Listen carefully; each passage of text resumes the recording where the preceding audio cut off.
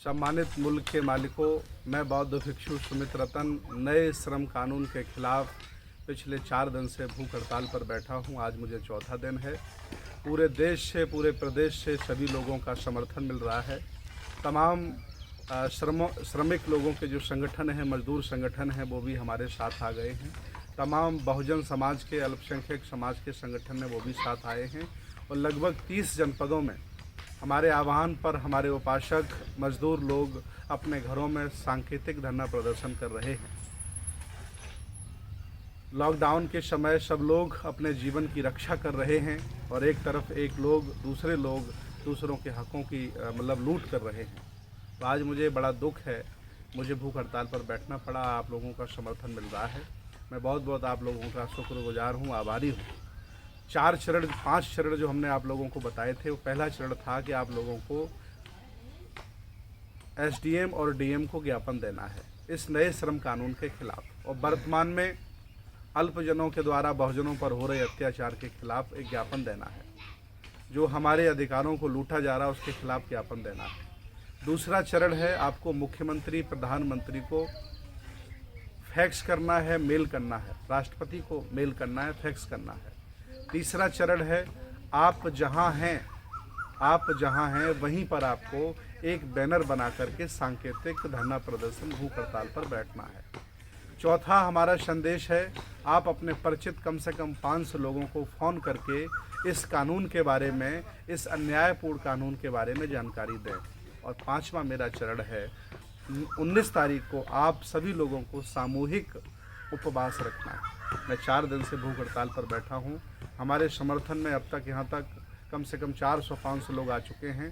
चूँकि पुलिस ने डिस्टेंस बना दिया है, लॉकडाउन का हम वो कर रहे हैं, अनुपालन कर रहे हैं, इसलिए बहुत ज़्यादा लोग यहाँ नहीं बुला रहे हैं। लेकिन यहाँ प्रतिदिन कम से कम 20 लोग भूख हड़ताल पर बैठे रहते हैं और आने वालों की संख्या 100 के बराबर रहती है। तो आप उपवास करें। और आज हमारे समर्थन में पूर्व मंत्री, सामाजिक न्याय के योद्धा, समाज सेवी, पूर्व कैबिनेट मंत्री दद्दू प्रसाद जी यहाँ पर आए हुए हैं। रात्रि में उन्होंने हमारे साथ विश्राम किया और आज धरने पर पूरे दिन वो भूख हड़ताल में हमारे साथ बैठेंगे। उनके तमाम समर्थक पूरे प्रदेश में, उनका जो सामाजिक न्याय मिशन है उसके जो लोग हैं वो भूख हड़ताल पर सांकेतिक बैठेंगे। तो माननीय मंत्री जी आए हुए, मैं चाहता हूँ आप भी दर्शकों को और जो हमारे अनुयायी उनको कुछ बताएं।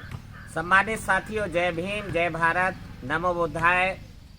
पूज्य भंते जी के समर्थन में जो भंते जी ने मजदूरों से जुड़ा हुआ मुद्दे पर भूख हड़ताल पे बैठे हैं, तो उनको नैतिक और मनोबल का समर्थन देने के लिए मैं आज भंते जी के साथ भूख हड़ताल पे मैं पहुंचा हूं। लॉकडाउन की आड़ में ये आतताई सरकार मजदूरों को मार डालना चाहती है, गुलाम बना के रखना चाहती है। बाबा साहब अम्बेडकर ने भारत के संविधान में जो मजदूरों को सुरक्षा कवच दिया कि जो 15 घंटे की ड्यूटी थी उसको घटा के बाबा साहब अम्बेडकर ने 8 घंटे करने का काम किया, और न्यूनतम मजदूरी अधिनियम ला करके बाबा साहब अम्बेडकर ने जो पुराना कानून था, मनु का विधान था कि मजदूर को, गुलाम को केवल काम करना है और काम के बदले केवल रोटी चाहिए, भोजन चाहिए, कुछ और पाने की उम्मीद उसको नहीं करनी है। बाबा साहब अम्बेडकर ने इस बात की गारंटी दिया भारत के संविधान में, कानून में, कि उन्होंने कि एक न्यूनतम उपार्जन के लिए न्यूनतम एक मजदूरी निर्धारित करने का प्रत्येक राज्य सरकार, केंद्र सरकार न्यूनतम मजदूरी निर्धारित करने का काम करेगी। तो उसका पालन पूरे देश में राज्य सरकारों ने किया है। पर ये भारतीय जनता पार्टी की मजदूर विरोधी आतताई सरकारें, जिन्होंने कि पूरे देश में जो 15 करोड़ गांव से पलायन किए हुए, बड़े शहरों में बसे हुए, औद्योगिक क्षेत्रों में बसे हुए 15 करोड़ मजदूर हैं, जो भारतीय शरणार्थी के रूप में वहां पर हैं। सरकार के पास इनके कोई आंकड़े नहीं हैं और सरकार ने बिना कोई मौका दिए हुए, नहीं 10 दिन का मौका दिया जाता, मजदूर अपने घरों को वापस आ जाते। उनके भोजन का भी इंतजाम नहीं किया गया।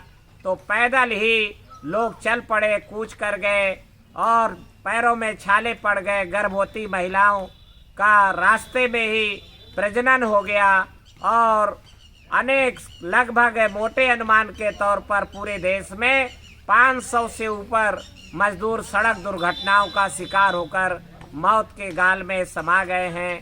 तो हम लोग इस सरकार की निंदा करते हैं और श्रम कानून जो राज्य सरकारें पर्दे के पीछे से, उत्तर प्रदेश सरकार, भाई भी अगर आपके साहस है तो विधानसभा का सत्र बुलाइए और उसमें पास कराइए।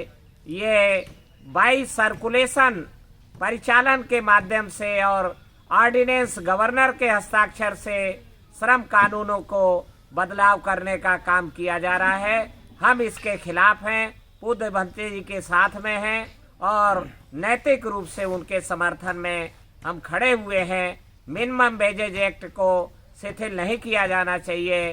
काम के घंटे 8 घंटे ही रखे जाने चाहिए।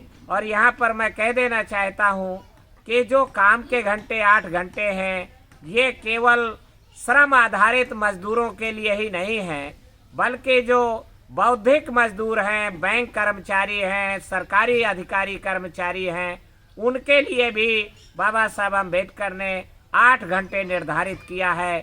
और अगर ये राज्य सरकारें, भाजपा की सरकारें केंद्र के सरकार के निर्देश पर इस तरीके का कुठाराघात कर रहे हैं, तो सरकारी अधिकारी कर्मचारियों के भी अधिकारों में बड़ी भारी डकैती और हमला हो रहा है। इस सब के लिए हमें आंदोलित होना होगा और एक बड़े विद्रोह की तैयारी हमें करनी होगी। अन्यथा ये सरकारें हमें गुलाम बना के रखना चाहती हैं, कुचल डालना चाहती हैं, हमारे मौलिक अधिकारों का हनन करना चाहती हैं। तो हमें इस कानून, श्रम कानूनों में जो बदलाव लाए जा रहे हैं, उसको सरकारें वापस लें और बाबा साहब अम्बेडकर के संविधान के मुताबिक ही कानूनों का संचालन किया जाए। इस नैतिक साहस के लिए पूज्य भंते जी के साथ हम खड़े हैं। इतना ही नहीं, सरकारों ने सरकारी कर्मचारियों के टीएडीए और भत्ते भी ख़त्म कर दिए हैं। जो लोग चाहते थे कि प्राइवेटेशन देश का हो जाए, इस समय महामारी में कोई भी प्राइवेट संस्था नज़र नहीं आ रही है।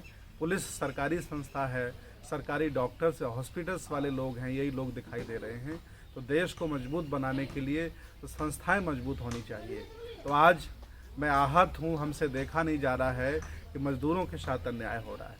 जो अनाज पैदा कर रहा है, जो मकान बना रहा है, जो आपके रोडें बना रहा है, जो आदमी आपके घर बना रहा है, उसी के पेट में लात मारी जा रही है।